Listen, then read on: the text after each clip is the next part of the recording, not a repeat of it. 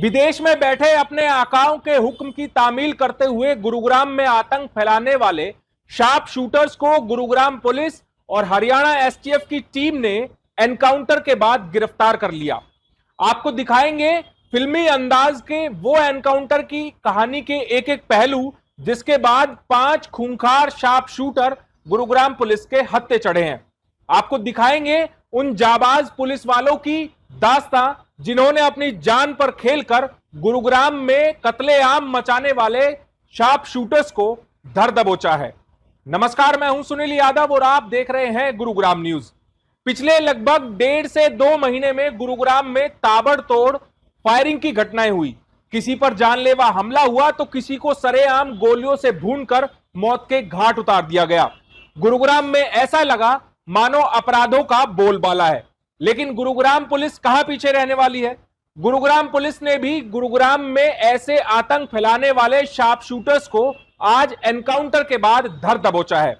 यह एनकाउंटर जान पर खेलकर गुरुग्राम पुलिस के जवानों ने किया और इन खूंखार अपराधियों को अब अस्पताल पहुंचा दिया है। ये तस्वीरें सबसे पहले जो मैं आप लोगों को दिखा रहा हूं, ये वही शार्प शूटर्स हैं जिन्होंने पिछले कुछ दिनों में ताबड़तोड़ गुरुग्राम में आपराधिक वारदातों को अंजाम दिया।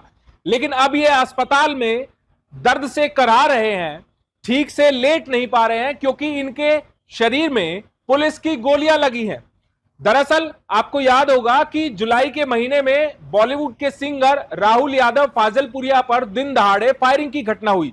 उसके बाद अपराधी मौके से आसानी से भाग गए। गुरुग्राम पुलिस लगातार इस मामले में शार्प शूटर्स का पीछा कर रही थी। उसके कुछ दिन बाद ही 4 अगस्त को राहुल यादव फाजलपुरिया के करीबी दिल्ली निवासी रोहित शौकीन की सरेआम गोलियों से भूनकर हत्या कर दी गई। उस मामले में भी हमलावर गुरुग्राम पुलिस की गिरफ्त से बाहर थे।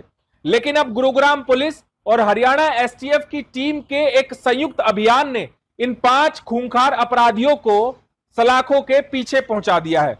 दरअसल गुरुग्राम पुलिस और एसटीएफ की टीम को सूचना मिली थी कि बीती रात 5 शार्प शूटर जिन्होंने गुरुग्राम में 2 बड़ी वारदातों को अंजाम दिया है, वो गुरुग्राम पटौदी रोड से गुजरने वाले हैं।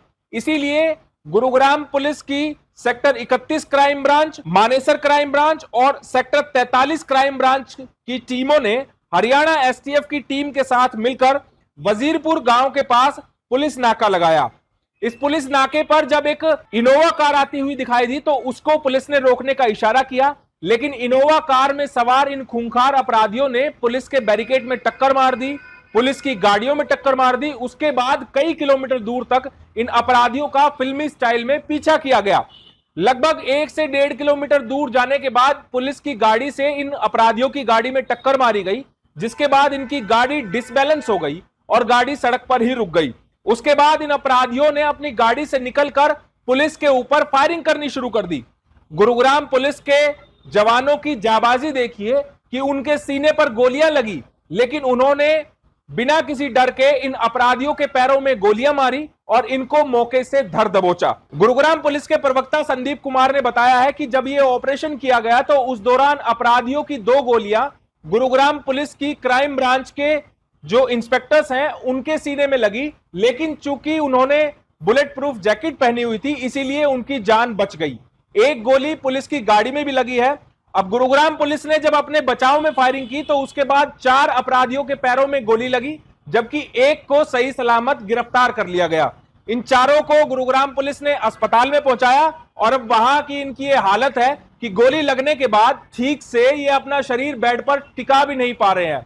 दर्द से कराह रहे हैं कि कैसे इनको यहां से छुट्टी मिले और इस दर्द से निजात मिले।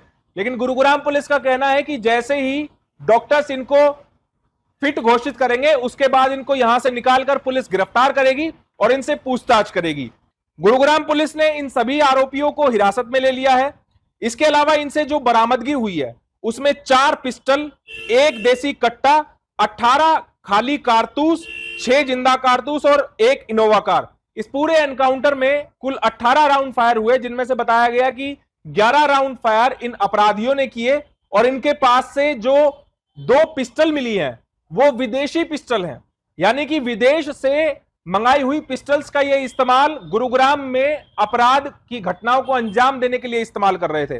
अब गुरुग्राम पुलिस का कहना है कि जो इनके आका है जितने भी और जिनके निर्देशों पर ये यहां पर क्राइम की वारदातों को अंजाम दे रहे हैं, उनको पकड़ने के लिए भी इनसे पूछताछ करेगी और इनसे उगलवाएगी कि इन्होंने किस किस वारदात को अंजाम दिया है। इस मामले में गुरुग्राम पुलिस के sector 31 crime branch incharge inspector Anand Kumar के पास एक सीक्रेट इन्फॉर्मेशन थी कि पिछले कुछ दिनों में हुई 2 वारदात, जिसमें मुख्य रूप से एक दिल्ली का व्यक्ति था जिसकी कि गुड़गांव में कुछ गोलियां मार करके हत्या कर दी गई थी। इसके अलावा सिंगर फाजिलपुरिया के ऊपर भी कोई गोली चलाई गई थी। तो उनके सीक्रेट इन्फॉर्मेशन के अनुसार इन दोनों वारदात को अंजाम देने वाले कुछ युवक किसी अन्य घटना को अंजाम देने के लिए वजीरपुर गांव के आसपास कहीं आने वाले हैं। तो जिसके ऊपर कि गुरुग्राम के sector 31 crime branch, sector 43 crime branch के इंचार्ज इंस्पेक्टर नरेंद्र और इसके अलावा क्राइम ब्रांच मानेसर के इंचार्ज PSI ललित और इसके अलावा STF गुरुग्राम के इंचार्ज इंस्पेक्टर नरेंद्र चौहान की टीम, इन सभी को मिला करके अलग अलग टीमें पुलिस के द्वारा तैयार की गई थी। इन सबके द्वारा वजीरपुर के आसपास जा करके और नाकाबंदी पुलिस के द्वारा की गई थी। तो इसी दौरान सीक्रेट इन्फॉर्मेशन के अकॉर्डिंग ही एक वाइट कलर की इनोवा गाड़ी जो कि बिना नंबर प्लेट के थी वो कुछ दूर से आती हुई दिखाई दी। पुलिस टीम के द्वारा उस गाड़ी को रोकने की जब कोशिश की गई तो उनके द्वारा गाड़ी को भगा लिया गया। पुलिस की गाड़ियों के द्वारा इस गाड़ी का पीछा किया गया। तो करीब 1 किलोमीटर जा करके पुलिस की गाड़ी के द्वारा इनको जब रोकने का प्रयास किया गया तो इनके द्वारा उस गाड़ी को टक्कर मारी गई और फिर दोबारा से इनके द्वारा भागने का प्रयास किया गया। पुलिस टीमों के द्वारा इन आरोपियों का लगातार पीछा किया गया। तो कुछ दूर जाने के बाद में ये जो आरोपी थे ये गाड़ी से उतर के भागने लगे। तो अलग अलग दिशा में ये सभी आरोपी भागे, जिनका कि अलग अलग टीमों के द्वारा पीछा किया गया था। इस पीछा करने के दौरान आरोपियों के द्वारा पुलिस टीम को जान से मारने की नीयत से और टारगेटेड फायर उनकी तरफ से किया गया था, जिसमें कि एक फायर पुलिस की गाड़ी के ऊपर भी लगा था और इसके अलावा 2 फायर है। इंस्पेक्टर आनंद कुमार की बुलेट प्रूफ जैकेट के ऊपर एक फायर लगा था। इसके अलावा जो दूसरा जो फायर था वो PSI ललित उनकी बुलेट प्रूफ जैकेट के ऊपर लगा था। तो इस वजह से कोई जान की हानि पुलिस को नहीं हुई है। तो इस मामले में पुलिस के द्वारा जवाबी कार्रवाई करते हुए और आरोपियों को सरेंडर करने बारे में चेतावनी भी दी गई थी, जिसके लिए 2 राउंड पुलिस के द्वारा फायर किए गए थे। परंतु आरोपियों के द्वारा लगातार पुलिस को टारगेट करते हुए लगातार फायर किए गए और जवाबी कार्रवाई में जब गुरुग्राम पुलिस के द्वारा इसमें कार्रवाई की गई तो कुल मिलाकर के 4 एक्यूज़ को इसमें गोलियां लगी हैं। तो सभी चारों एक्यूज़ को पुलिस टीम के द्वारा स्पॉट से उठा करके सिविल हॉस्पिटल में ट्रीटमेंट के लिए एडमिट करवाया गया है। स्पॉट से इनके अलावा एक जो अन्य एक्यूज़ जो मौके पर था उसको पुलिस के द्वारा राउंड अप कर लिया गया था और जिसको इस केस में पुलिस के द्वारा अरेस्ट कर लिया गया। आरोपियों की प्रोफाइल फिलहाल तक की जो इन्वेस्टिगेशन पाई गई है उसके अकॉर्डिंग स्पॉट पर कुल मिलाकर के 18 फायर दोनों तरफ से किए गए थे, जिसमें कि 11 फायर हैं वो आरोपियों की तरफ से किए गए हैं और कुल मिलाकर के 7 जो फायर हैं वो पुलिस की तरफ से किए गए हैं। किस गैंग के ताल्लुक रखते हैं ये चारों 5 अपराधी? अभी पुलिस के द्वारा जो एक्यूज़ अरेस्ट किए गए हैं और जो मुठभेड़ में घायल हुए हैं इनकी पहचान सबसे पहला जो आरोपी है शुभम है, जो कि सोनीपत के गांव जाजल का ये रेजिडेंट है। दूसरा जो एक्यूज है उसकी पहचान आशीष के रूप में ही है, जो कि गांव छतीरा बहादुरगढ़ और जिला सोनीपत का रहने वाला है ये। तीसरा जो आरोपी है उसकी पहचान विनोद के रूप में हुई है, जो कि जिला झज्जर के गांव का रेजिडेंट है।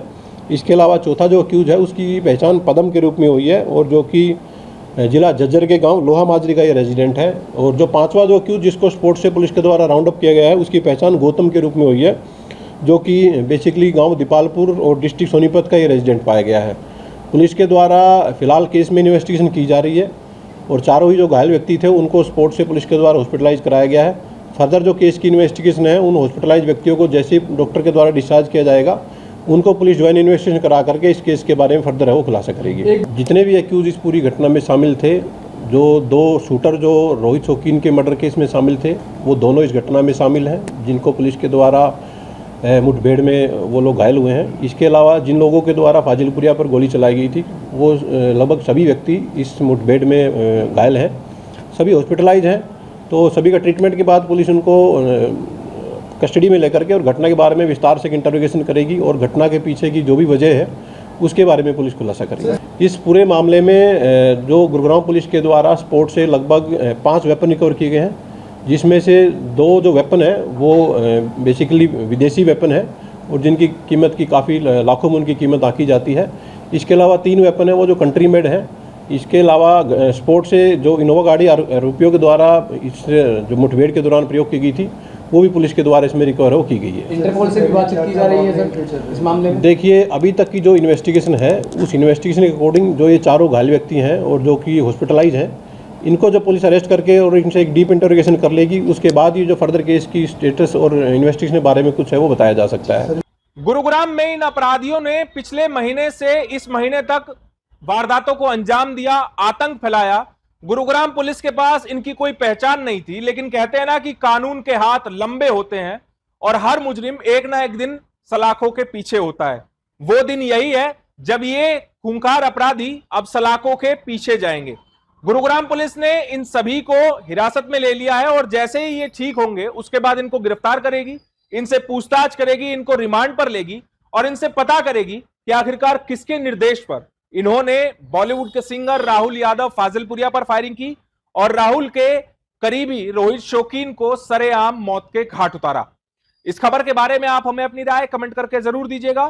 साथ ही साथ आप इस खबर को जरूर शेयर कीजिएगा ताकि सभी लोगों तक सही जानकारी सही समय पर पहुंच पाए। नमस्कार।